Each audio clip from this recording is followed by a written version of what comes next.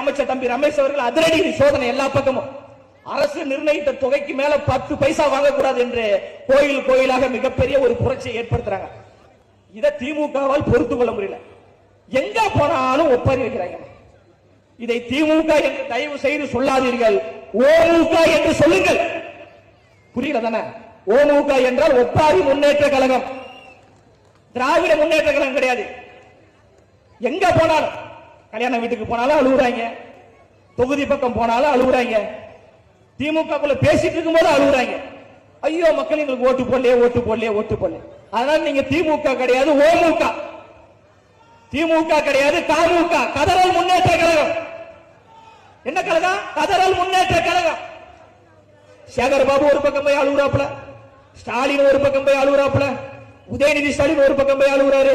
இந்த தாமோ துன்பரசனா, அன்பரசனா, அவர் துன்பரசன் தான். துன்பரசன் ஒரு பக்கம் போய் அழுகுறாரு.